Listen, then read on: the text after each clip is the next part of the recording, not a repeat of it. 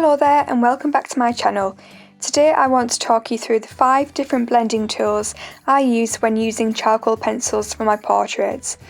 If you've ever wanted to try using charcoal as a medium but didn't know where to start or thought it might be a bit messy, then this video will give you some easy tips and ideas that you can start using straight away.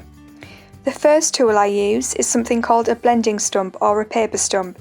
They come in all different sizes and I use mine as an alternative to a pencil when I want to fill a small area with value but I want the shading to be a bit softer.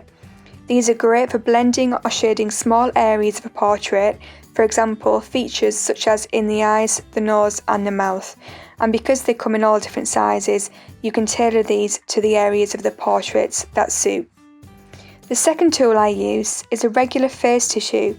I don't use toilet roll as this is too flimsy and can break apart, but the face tissues you can get in a box or a handy packet are great.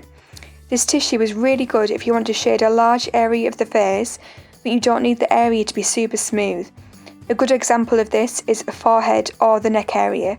You can also use the tissue to directly apply value in these areas, or you can use it to smooth out charcoal that has already been applied to the paper.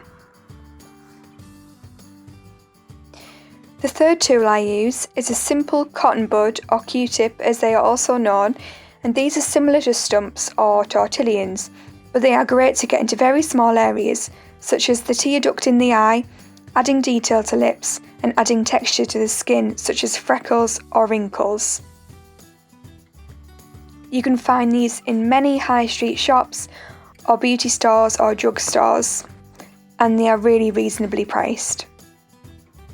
The fourth tool I use is a paintbrush, which seems funny given we're not using paint, we're using charcoal, but paintbrushes are an amazing tool to soften the look of charcoal, either when it's already been applied to the paper or as a tool to lay the charcoal down with.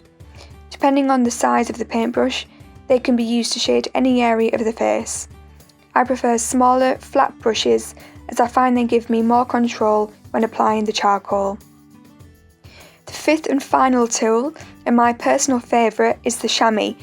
A chamois is often used in the car industry for valeting, but it does a tremendous job of blending charcoal, as you can see. It produces the softest effect out of the 5 tools and carries the charcoal a lot further than the other methods do.